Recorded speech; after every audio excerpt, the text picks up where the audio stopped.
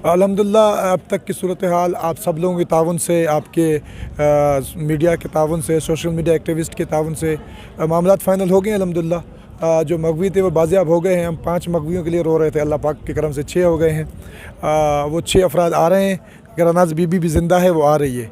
और उसके साथ जो है वो अब एक थोड़ा मसला ये हो गया कि एक लेडी नामालूम है, उसका पता नहीं क्या हो जाए, वो देखते हैं। उसके मामला चल रहे हैं। अब्दुर्रहमान कित्रान साहब को गिरफ़्तार कर दिया गया है, उसका ट्रायल भी शुरू हो चुका है, FIR भी हो गया है। बस एक डीनोटिफाई करना है, वो करा। मैं कोयटा के लोगों का, कोयटा के नौजवानों का, कोयटा के TV चैनल्स का, आपके चैनल का, और कोयटा के होटल वाले से लेकर रेडियो वाले तक ने हमारा साथ दिया।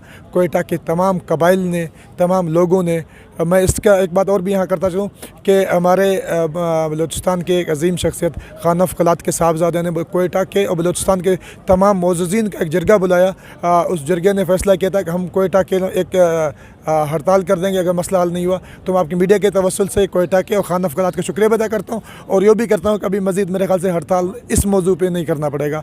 तो 6 से 7 घंटे के अंदर से मगवी आ जाएंगे। उनकी बयानात रिकॉर्ड करने के बाद फिर सुबह हम किसी भी टाइम शोदा का जनाजा लेकर उनके जनाजे की जगह का, वक्त का तयन कर रहे हैं हम लोग। तो ऐलान कर देंगे कि अहले कोयटा इंशाल्लाह वहाँ आ जाए, जनाजा करके हम अपने धरना ख़त्म कर देंगे इंशाल्लाह। सर, इनके साथ आपको मुज़ाकरात हुए सरकार? बिल्कुल मुज़ाकरात हो गए और कामयाब भी हो गए अल्हम्दुलिल्लाह, तमाम मामला हो गए।